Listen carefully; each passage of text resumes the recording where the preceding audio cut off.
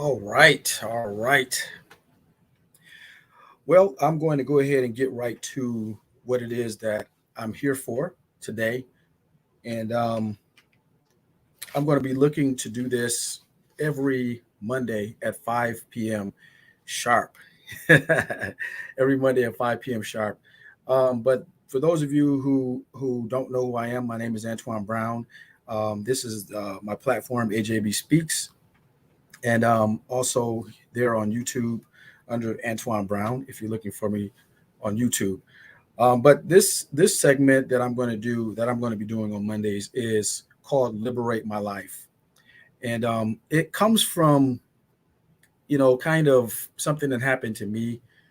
Uh, I'd say maybe a little over a year ago now, probably in the heart of the pandemic when things were really coming down in terms of the things that we were restricted in and things that basically our lives just changed completely, just drastically, almost overnight. Once we found out about this pandemic and or this virus and what it was capable of, and so in the midst of that thing, um, I had I guess you could call it an aha moment. I had a moment where I realized that there were some things going on in my life that I was really not at peace with. I needed to make some adjustments. I needed to make some changes.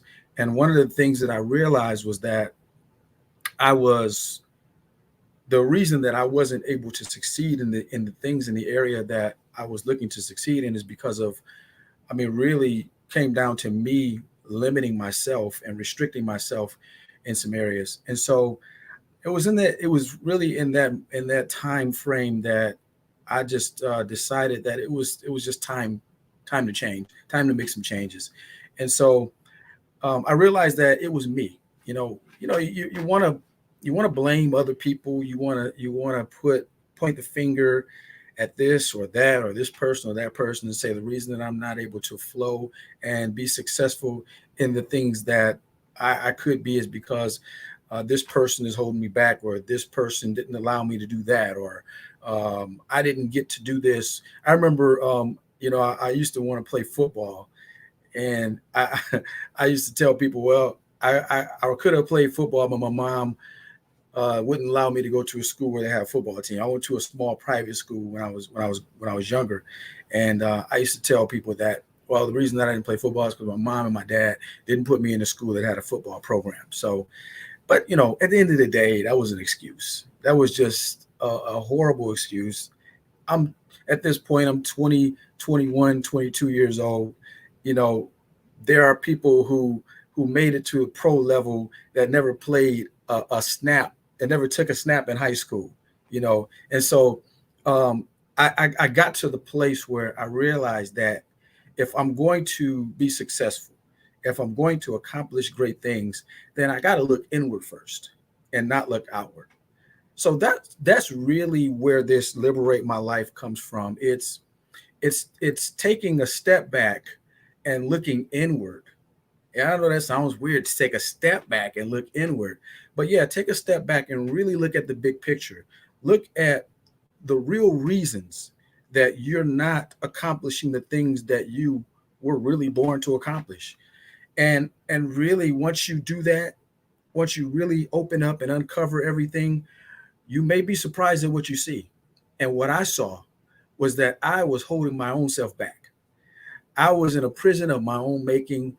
That those bars were placed there by me, and I was the one who put the lock on, and I was the one holding the key, and I wasn't using the key to free myself and to go forward and go forth and do what I know I was supposed to be doing. So that's what we're talking about on these Mondays. We're going to look into some things. We're going to look into you. You know, brace yourself because you may be surprised at what you see. All right, so liberate my life. And today we're going to talk about knowing your value. All right, knowing your value. Um, Value is your relative worth. All right, it's your relative worth, your merit, or your importance. I really believe that it's key to knowing your worth or knowing your value when you're talking about liberating your life. You need to know who you are, you need to know what you're capable of, you need to know what you possess. You know, what's on the inside of you, what has been placed on the inside of you that needs to get out. You know, not necessarily just so that you can get paid. I mean, that's obviously, you know, that's something that should happen. You should be able to get paid. But more importantly, what is your worth to others or the world? All right. So we're gonna unwrap this today. All right. So just hang in there with me. We're gonna unwrap this. So the first question that I have, actually I only have one question and I have a couple of more supporting statements, but the question that I have is, what is your purpose? That is the most important question that you can ask yourself. And listen, man, I know that there's a lot of material out there, a lot of people talking about this particular subject. One of my favorites was Dr. Miles Monroe from the Bahamas. You know, when it came down to understanding and talking about your purpose, he had to be a master at that thing, because that was really what he lived and breathed, is really helping people to identify the fact that they have a purpose, and then trying to help them to understand what it is so that they can be as effective in the earth as they could be. But I believe that that's the most important question. One of the most important questions you can ask yourself is, what is my purpose? And it is worth you finding out. It is, I believe, I would even go on to say it's necessary, but I would even go on to say that it is vital that you find out what is your purpose. What are you here for? What are you here to do? All right. So we're talking about value, and we're talking about knowing what your purpose is. What is your reason for being? What is your reason for being? Why are you here? Why are you in the earth? You know, why were you born to the family that you were born to? Why were you born in the city that you were born in? And I don't know, maybe the reason that you're here is not linked necessarily to the city, but maybe there's some things that happened in the city that you grew up in that are supposed to add to you, that are supposed to help mold you and shape you into who you are supposed to be. Some of the success stories that you hear about come from people who, particularly if you think about people who grew up in environments that were, they were less fortunate than others. You know, maybe in the projects, or maybe in a neighborhood where they didn't have access to a lot of the resources that some other people have. You know, and it's been also called growing up in the school of hard knocks. You know, really suffering through some stuff, really facing some challenges and oppositions that are just hard. You know, and some people might even say cruel. It's cruel to even have to go through them. And you hear about the ones who came out of that, who were successful. You know, and what they talked about is how and I understand what they're saying, even though I don't necessarily agree totally with it. But they say that these streets made me, or this city made me, or this environment made me, or these hard situations or things that I had to go through made me. And what I really believe about that is that they helped to forge you. They helped to mold them into who they are. They helped to chip away certain layers, certain things that were attached to them that really were not conducive to them growing in the thing that they were actually born to do. And so it's like basically I remember talking about this before, like the wedding stone, the wedding stone that is used to sharpen a sword or sharpen a blade. You know, that environment, that thing that they grew up in, that they came out of and came up through, was like a wedding stone, and it sharpened them. It made them fine enough to be able to get through certain things that others could not get through, because they were still rough around the edges. You know, and so it toughened them up. You know, it made them stronger. It made them more resilient. It gave them some fortitude.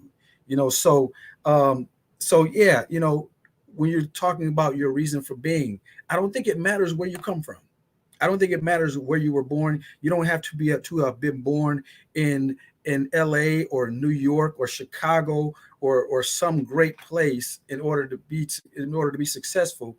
You know, you just have to know why you're here. Doesn't matter where you were born. What matters more is why you were born. What what problem in the earth are you here to either solve or And I say this, I believe that you're either here to bring something.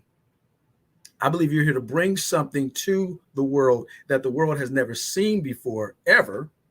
I mean, there are some folks who have done some things that the world has never seen, and or you're here to help improve on something that's already here.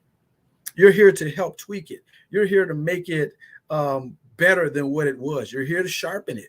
You're the wedding stone for that thing that's already existing, that's gotten a little dull, that's gotten a little rough around the edges. You're the wedding stone. You're here to smooth all the edges and make that thing more, bring more value to that thing in the earth. You know, I think about what we know now as dental floss, modern day dental floss, how it started, you know, how people got things from between their teeth from the very beginning, taking animal bones and sharpening them so they can get, you know, get the meat out of their teeth or whatever.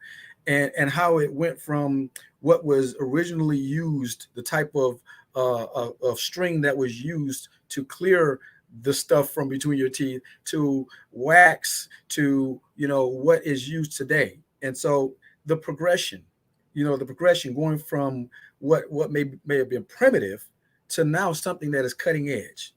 And so maybe you're here to introduce something that the world has never seen, or maybe you're here to bring a cutting edge to something that's already in existence. Either way, your presence is necessary.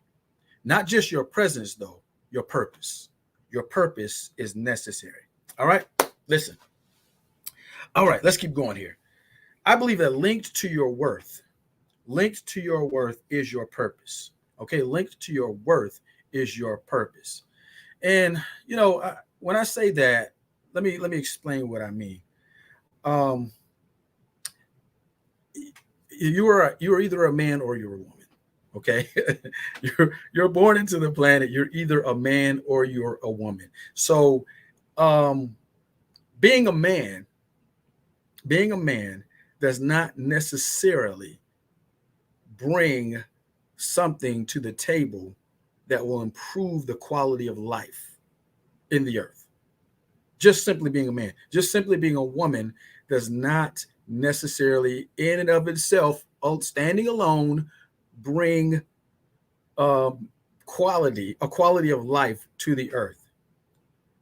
But there is something that you possess that does. There's something that you have that does bring a quality of life to the earth, and that is your purpose. So when I say linked to your worth is your purpose, what I'm saying is um, you as a man alone are valuable. You are valuable, but your worth is not seen until your purpose has been revealed. Yeah, your worth is not seen until your purpose is revealed. And it's important, probably even imperative that you discover your purpose, find out what it is, and then begin to function in that thing. All right. Um, let me just tell you how important purpose is. Okay. In in the animal kingdom, when you think about purpose, it's life sustaining for them. It is. It's man. If they cannot fulfill their purpose, death is the only alternative. And that's where human beings um, maybe have somewhat of a, well, I'm not going to use that word. I was going to say something else, but that's where I believe that's where some human beings don't get it. I'll just say that we don't get it. We don't tie our purpose to um, our well-being from a standpoint of I'm not going to be able to live if I don't do this thing. You know, I'm not going to be live. Now, that depends on what you're talking about when you say living. You know, some people consider living just being able to get up every morning and be able to take a deep breath, you know, being able to function, you know, but living really is not just being able to breathe. It's not being able to just take a deep breath. It's being able to experience life without restraint, life without resistance, life without, um, you know, having to scrape and scrap to survive. Life without merely surviving, but life actually thriving. That's living. That's living right there. And so when I looked at the animal kingdom, I got to tell you about what happened, man. I was I was cutting the grass one day in my yard, and I was right at the corner of my house backyard, and there was a beehive that that the bees have basically created right inside of it. There was a little opening like where the line for my air conditioning unit goes into my house. There was a little bit of a gap, a little bit of a small enough opening for bees to burrow their way in and to create a nest inside there, somewhere inside there. I didn't know where they were exactly. I didn't know if they were just behind the siding. I didn't know where they were exactly, but I saw them going in and out. So I went and got some of the hornet spray, the hornet and yellow jacket spray. I sprayed it in there, and how they tell you to wait until overnight or whatever. Um, I just I couldn't wait. I was just like, oh, I got to get rid of these things. Then I found that there was another hive under the siding on the corner of the house, and so you had to take the can and spray it up into through the siding or whatever. And what I saw instantly, well, I would say within maybe about 10 seconds, I saw bees just dropping out of this corner of the house on the siding, just dropping down. I mean, falling out. Most of them just fell down to the grass. They just fell, and then some of them they fell out of there, but they were able to fly away like a few feet away, and then they landed. But you can just see some of them looked like they almost died instantly. Others looked like they were just really suffering and dying. And so I looked at it and I was like, wow, Um, then I went away from that, went into the house. I went into the basement because I noticed that we had bees in our basement, which is right near where that opening from the outside was. So I was like, wow, so I saw bees there. Same thing. They were falling and they were looked like they were struggling, trying to figure out what they were, what to do now because something just hadn't happened. And I don't know if somebody sprayed me. I don't know what to do. And so I looked at that, and the thing that really caught my attention was that this spray that I was using on them was not killing them on contact. They weren't dying. Something was happening to them, but they weren't dying. So I was like, wow, this is weird. I don't know. I mean, listen, let me just tell you something about me. I like to do research, and when stuff don't add up, I got to figure out what's going on. And so I looked it up. I looked it up online. I just went on and Googled it first, looking up bug spray, hornet, and yellow jacket spray. What does it actually do to the bees? And man, I was shocked. I was completely shocked when I saw what it was doing to the bees. It didn't say that it killed the bees. What it said that it does is it affects their nervous system. Okay? It affects their nervous system, causing them to not be able to fly and move like they normally would. Now I looked this up. It actually said that the spray itself is not necessarily designed to kill the bees, but it's designed to render them ineffective. It almost paralyzes them, but it doesn't paralyze them. What it does is though it keeps them from being able to fly and move like they normally would. So when I looked and I saw all of these dead bees, and I'm thinking to myself, well, why are they dead? If this spray doesn't kill them, why are they dead? Why don't they crawl back to the hole and go back out from where they came from and go back outside and just, live out the rest of their days a flightless bee? you know, I'm looking at this and I'm like, what's going on? Why aren't they dying? And it occurred to me that the reason that they were dying is because their reason for living was stripped away from them. They couldn't imagine going through life not being able to go from flower to flower, pollinating and doing what they were purposed to do. So because they could not fulfill their purpose, their life was over and they just died. They died from just heartache. of not being able to fulfill their purpose, not being able to be who they were created and designed to be. A bee that can't pollinate. It's not even a bee. What am I? I might as well be dead. I'm better off dead. And that's exactly what happened to them. When I began to look at my purpose and what I'm here for, what it is that I'm supposed to do in the earth, when I can see it that vitally, that if I don't do this, I'm not going to be able to fulfill my purpose. I'm not going to be able to live my life the way I'm designed to live it. If I don't do this, it kind of makes you want to get up and do it. You know, like, I mean, imagine a bee being able to fly everywhere it goes, and then all of a sudden it can't fly anymore. You know, it's just stripped of who it is. You know, many of us have the ability to fly, but we're not taking off in flight. And we're just existing. We're just here. We're just going through the motions of life and not really tapping into what it is that's on the inside of us that's capable of changing the trajectory of our lives. And you know what? I just made a decision. I'm not going to be that guy anymore. I was that guy. I was that guy that was content to come home and watch hours of Sports Center after I get off work, after I done punched out. You know what I'm saying? And then just find something to eat, and then eventually maybe the TV watches me go to sleep. I was that guy. I was content with that. And I had to realize that it's more to it than this. It's much more to it than this. Listen, Miles Monroe said this. He said, where purpose is not known, abuse is inevitable. Where purpose is not known, abuse is inevitable. If I don't know my purpose, I'm likely to abuse myself. And if I abuse myself, then I license other people to abuse me. If I abuse myself, I license other people to abuse me. Now, when I say that, some of you watching might say, well, no, I'm not giving nobody permission to abuse me, you know, but there are people who feel like they always got to defend themselves. They defend everything to the teeth. I mean, like, no, that's not me. No, I didn't say that. I didn't do that. I'm not that person. You know, they defend everything. Well, the reason they do that is because they get attacked.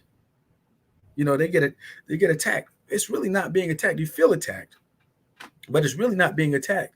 What's happening is people are looking at you, accept less than the best for your life, and so they're treating you accordingly. They're treating you accordingly. What you abuse about yourself, you allow or license other people to abuse. You know, it's here's the thing. Here's the thing. A chair was created for someone to sit in it in a seated position. Period. That's why a chair was created. That's why a chair was designed. You know, you were created to solve some problem. The chair was created to solve the problem of a person having to sit on the floor and to actually sit up like I'm sitting right now and I'm not on the floor. You know, sit up in a position where my back can be straight and I'm not hunched over, where I'm putting pressure on my tailbone or pressure on my back to you know, I can sit in this seated position. Is this particular chair that I'm sitting in is what they call one of those ergonomically designed chairs to where it supports your back and your posture. You know, so that's the purpose of this chair. If I'm not sitting in it, it's not able to fulfill its purpose. However, it's still purpose to do that. Well, you were created and born to solve some problem in the earth, just like that chair. And if you're not being utilized, if you're not being utilized, if you're not in position for the world to be able to experience what you have to offer, then you're not going to be able to experience the fulfillment and the joy that you should be able to.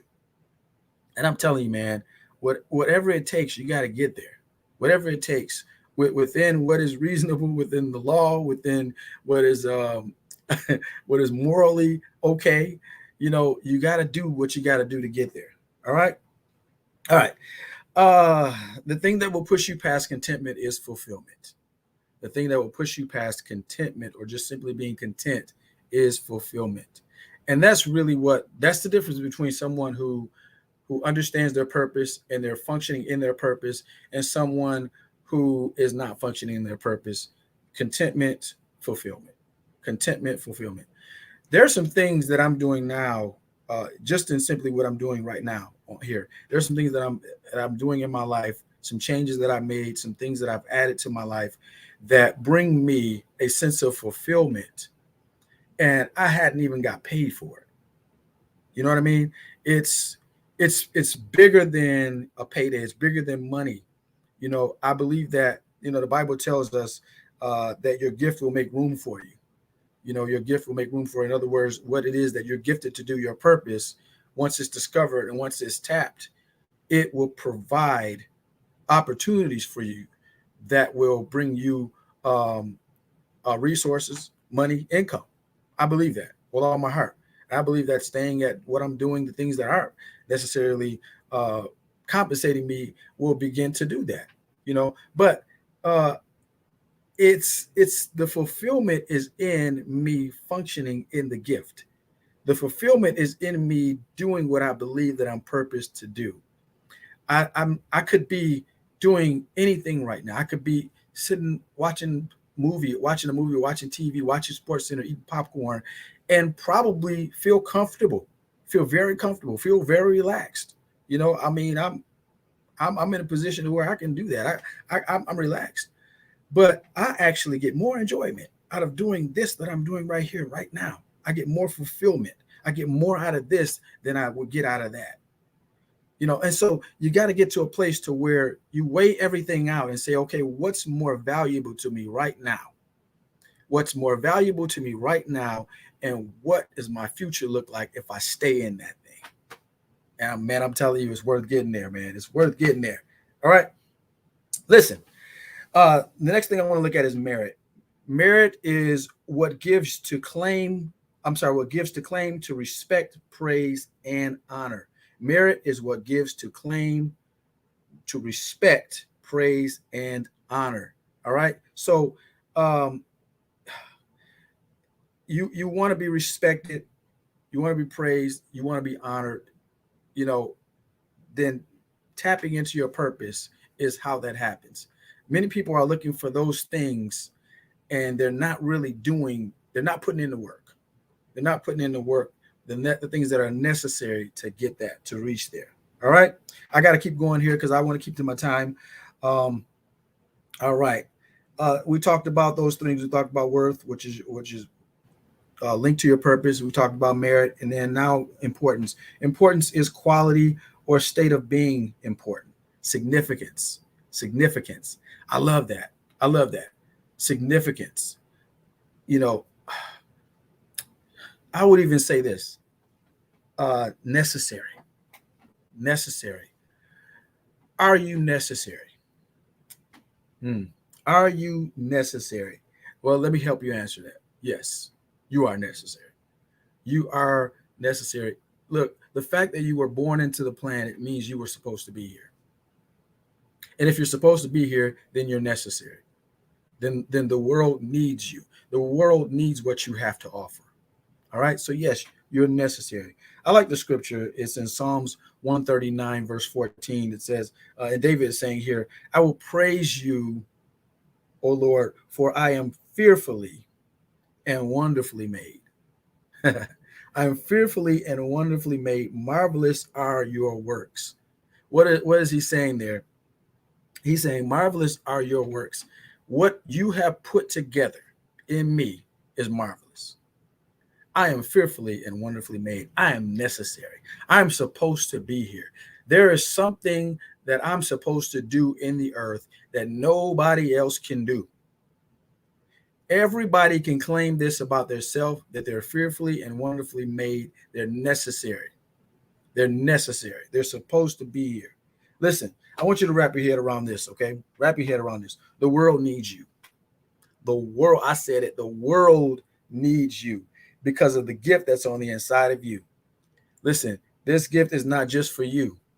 It's not just for you. That's the thing you got to understand. It is not just for you, but it's for the people that you deliver it to.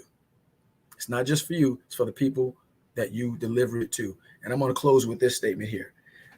We just obviously we just went through, and we're still in it. You know what I mean? We're just really trying to get a handle on how to deal with even the new variants that they're talking about right now. Right now, we're looking at the Delta variant, But um, in the heat of this thing, when lives were being taken, I think about one of the things that helped save a lot of lives. That was a ventilator.